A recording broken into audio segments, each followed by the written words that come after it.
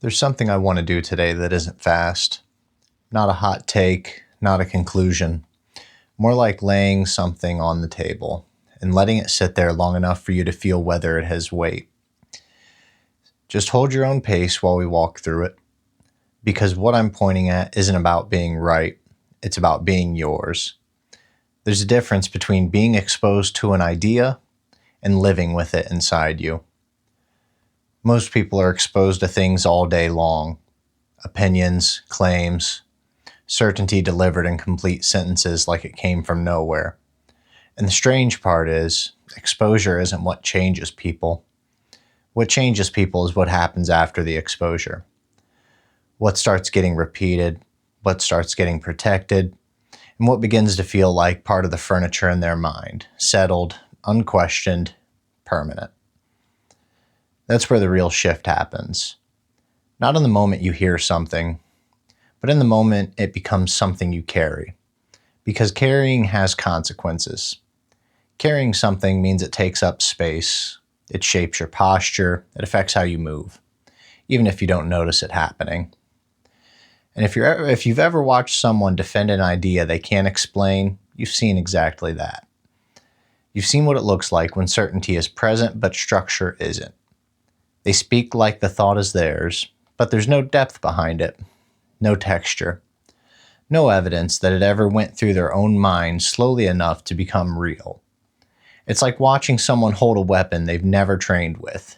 Sure, they can aim it, they can point it, but they don't actually know what they're holding. And the scary part isn't the weapon, it's the confidence. It's the way that kind of borrowed confidence can direct someone's entire life without them realizing it. Over the past few weeks, I've been tracing a pattern I keep seeing. How easily certainty arrives. How quickly something can make sense when you're under pressure. How one fragment, one clip, one sentence, one screenshot can feel like enough proof. Not because it proves anything, but because it gives your mind something to hold. And if your mind has been tired long enough, holding anything can feel like a relief. But this is the part I want to finish with tonight. The real cost of borrowed certainty isn't that you believe something wrong. The cost is what happens when you stop building your own thoughts. When you stop creating your own internal structure. When you stop producing the slow, private work that makes a belief yours. Because if you don't build your own thinking, you'll still have thinking, you'll still have opinions, direction. You just won't know where it came from. And when you don't know where something came from, you can't steer it. It steers you. That's what this is about. Not whether you're influenced, because everyone is influenced. The question is whether the influence becomes your foundation, or whether it stays something you can hold, examine, and decide to integrate. There's a difference between learning and being overwritten, and you can feel it when it happens. I want to talk about what it feels like when your thinking gets replaced, not in some dramatic, dystopian way, in the small, everyday way it actually happens. It starts with pacing. You lose your pace. Not your schedule, your inner pace. The speed at which you naturally come to a conclusion. The speed at which something needs to settle before you trust it. That pace is one of the most personal things you can have. It's like a fingerprint. Some people are fast processors. Others need time. Some people move slowly but deeply. None of that is wrong. The problem is that the world around you has a pace now, and it's not neutral. It's fast, it's clipped, and it rewards immediacy. And if you live inside that long enough, your mind starts adapting to it, not because you're weak, but because that's what minds do. They adapt. So you start forming conclusions faster than you can justify them. You start reacting faster than you can evaluate.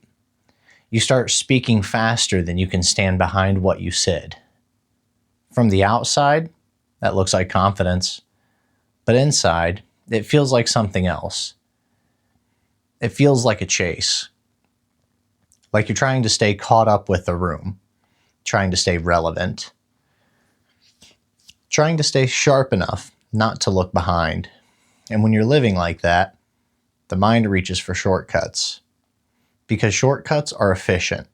They save time, they save energy, they save you from having to sit in the tension of not knowing what you think yet. And that tension is where your thinking actually forms. That's the part that gets skipped. So you begin carrying conclusions you didn't build, and you begin defending them like they're yours, not because you're trying to lie, because your system doesn't want to go back into the uncomfortable space of unfinishedness. And unfinishedness is exposure. It's being alone with yourself again. It's hearing your own thoughts without a script. It's feeling your own pressure without a target. Most people don't want to do that. Not because they're lazy, because it hurts. And this is where the word pressure matters. Because pressure is the thing that makes borrowed certainty feel like rescue. If your inner world is calm, you can listen to an idea and let it pass. You can consider it, test it, even disagree without needing it. But when your inner world is tight, when you're carrying frustration you haven't processed, or shame you don't want to look at, or resentment you've been holding down with distraction, your mind becomes hungry. Not for truth, for stabilization, for something to grab, for something that says, here, this is why you feel like this. That's when certainty becomes seductive. Because certainty doesn't just answer questions. It organizes emotion. It gives your discomfort a shape. And once discomfort has a shape, you feel control again. Even if it's false control, even if it's borrowed, even if it's built on fragments. This is why people can get so intense about ideas that are paper thin. Because the idea isn't the core. The core is what the idea is doing for them internally. It's holding them together. It's giving them something to push against. It's giving their pressure a direction so they don't have to feel it as a pressure anymore. And once an idea becomes a stabilizer, you don't treat it like a theory. You treat it like a support beam. So of course you defend it. If someone threatens that beam, they aren't threatening your opinion. They're threatening the thing that keeps you upright. That's why logic rarely reaches people in that state. Because they're not defending logic. They're defending survival. Not physical survival, emotional survival. The survival of whatever identity they've built around that certainty. This is where I want to slow down and say something clean. It's not embarrassing to be influenced. It's human. You were influenced long before there were algorithms. You were influenced by your parents, your friends, your first environments, the rules you learned without anyone ever explaining them. You were influenced by what got you attention, by what got you punished, and by what got you ignored. That's not an insult. That's reality. The problem isn't influence. The problem is replacement.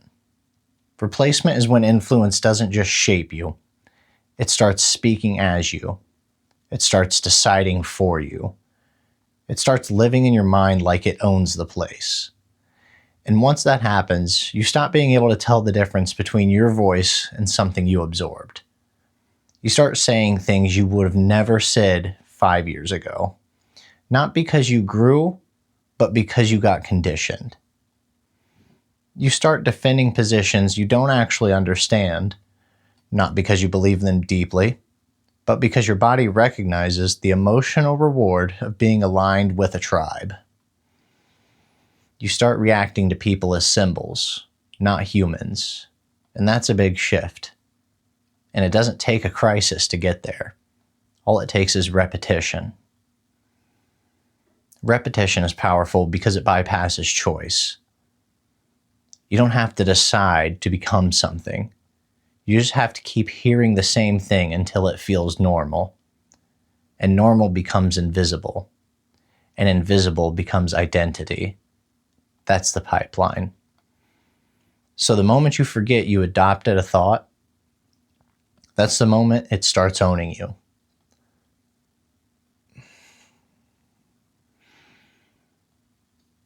What I mean by carrying your own thinking is simple. It means your mind stays authored, not isolated, not stubborn, but authored. It means when you speak, there's structure behind the words. It means when you hold a belief, you know where it came from. You know what you tested. You know what you questioned.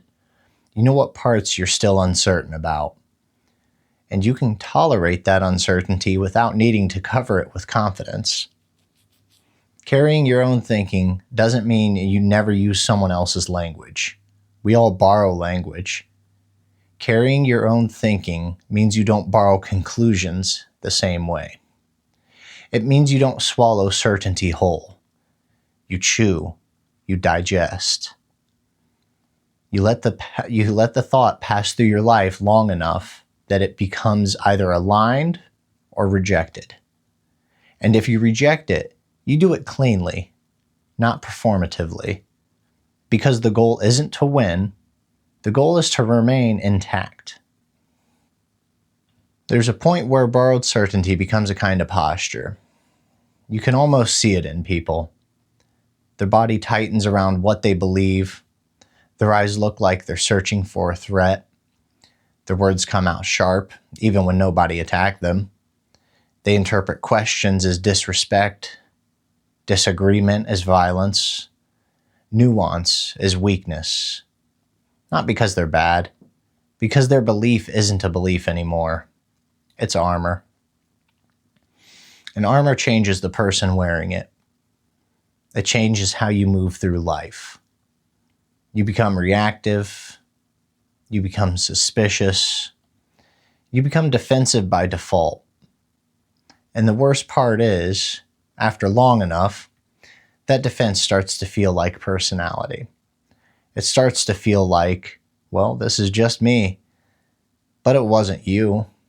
It was the posture you adopted to protect something you didn't know how to hold. That's why the concept of carrying matters. Carrying implies strength, but it also implies presence. You can't carry something while you're asleep. You can't carry something while you're dissociated. You can't carry something while you're moving so fast you don't even know what you picked up. That's what borrowed certainty does. It makes people move fast with things they haven't earned. And the faster they move, the more convinced they become that speed is strength. But speed isn't strength. Speed is speed. Strength is what you can hold without collapsing. Strength is what you can carry without needing it to become your identity. And if we're being honest, this doesn't just show up out there. This isn't just a culture problem. It shows up in our private lives too. How many times have you caught yourself mid-sentence and realized, I don't actually know why I think that? Not in a dramatic way, in a normal way. You say something that sounds finished.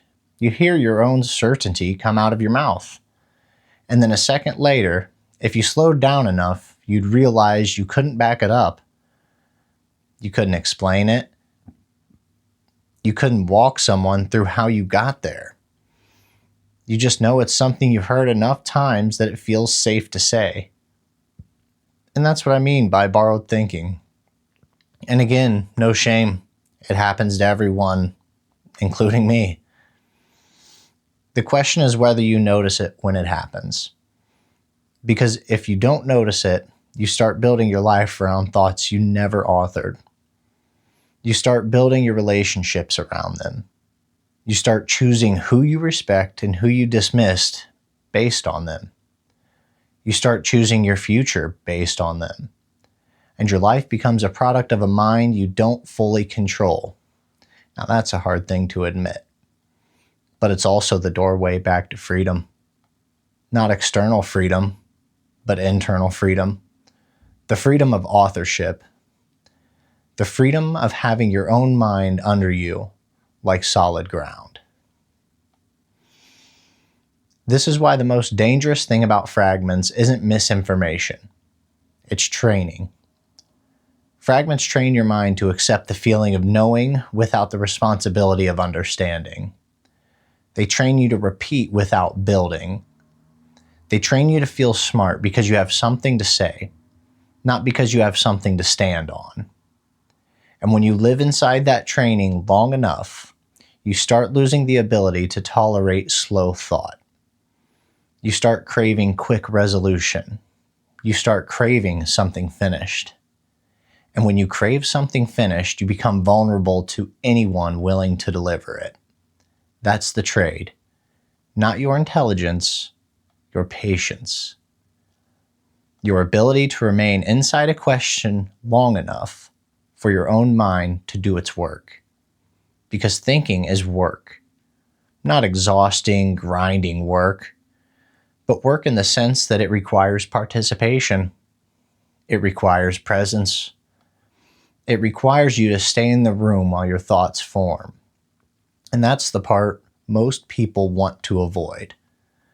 Because presence means you might have to feel what's underneath the need for certainty.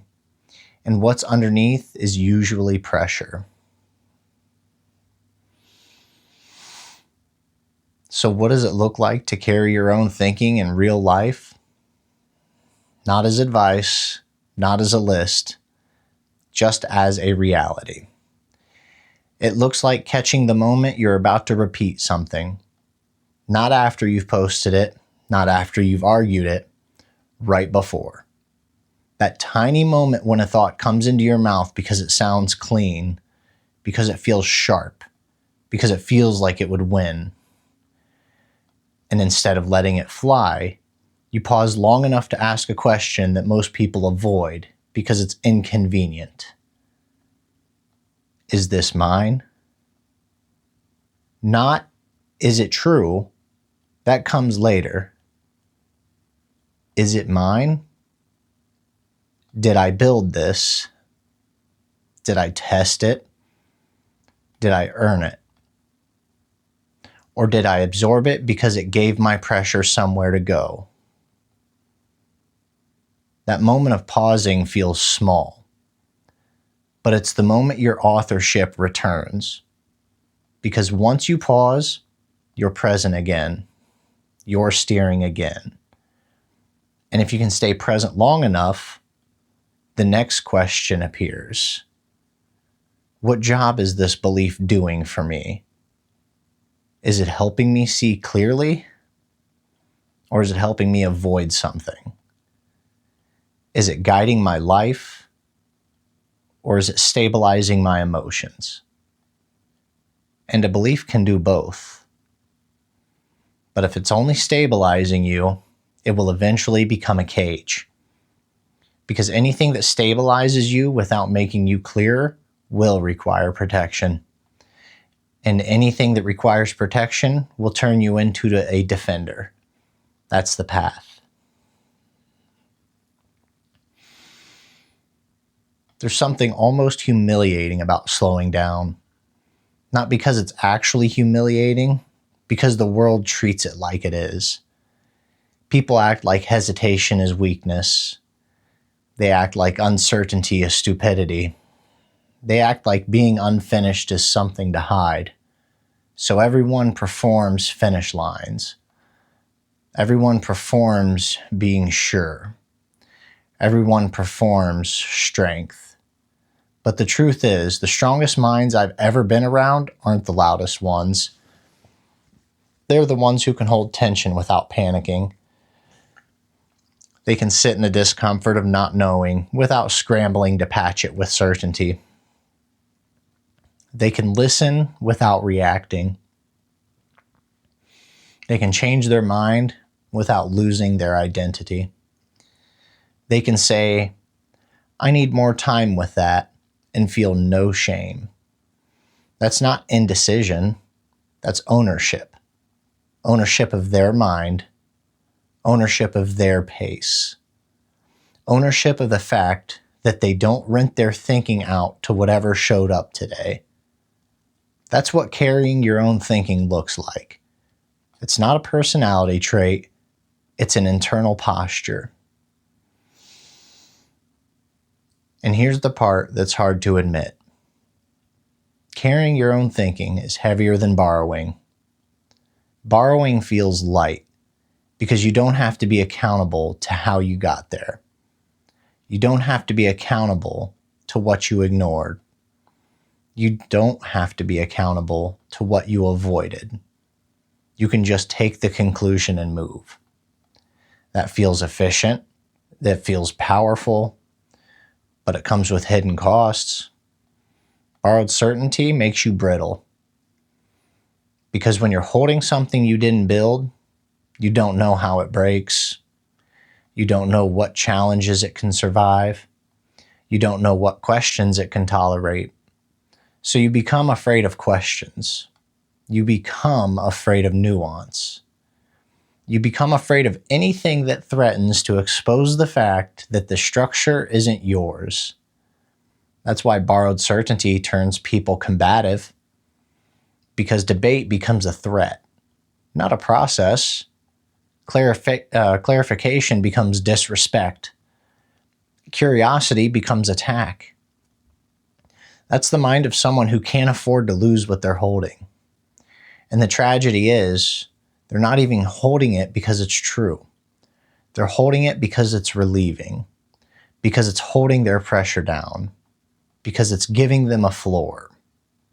Because without it, they'd have to feel that unfinishedness again. And unfinishedness is where they don't trust themselves. So they hold tight, and they call that strength. But strength isn't showing how tight you grip. Strength is whether you can stay present without the grip. If you want a simple way to frame the difference, borrowed certainty feels like speed. Carrying your own thinking feels like weight. Speed is easy to adopt. Weight is impossible to fake. Because weight requires you to be there. Weight forces contact. It forces honesty. You can't carry something heavy with your eyes closed. You can't carry something heavy while pretending it isn't heavy. Weight makes you real. Not impressive, real. And that's why so many people avoid it. Not because they can't do it, because it requires responsibility. Not moral responsibility, inner responsibility. It requires you to stop hiding behind, I didn't know. Because the truth is, most people don't want to know. Knowing means you're accountable to what you do with the knowledge. Knowing means you can't pretend anymore. Knowing means you can't borrow the fragment and call it a life. That's heavy. But it's also what makes your life yours. Because once you carry your own thinking, you stop being pulled so easily. You stop shifting with every new voice. You stop needing the room to agree with you to feel grounded. You stop needing the feed to tell you what's real. You have your own pace again. You have your own floor again. And you have your own mind under you. And from there, influence doesn't disappear. It just becomes something that you can hold without being replaced by it. So when you feel that pull, when something lands clean, when a fragment hits you like a hammer, when you feel your body want to repeat it before you've even examined it, there's one thing worth noticing before you do anything else. Not whether it's true, not whether it matches your side, whether it belongs to you yet, whether you've earned the right to carry it, or whether it's simply offering you relief in exchange for your authorship, because relief is cheap. Relief shows up fast. Relief will take your mind from you without asking. And thinking for yourself isn't about rejecting the world. It's about refusing to disappear inside it. So here's the question I want to leave you with. When a thought feels like it's giving you strength, is it actually building you? Or is it just giving you something to lean on so you don't have to stand on your own?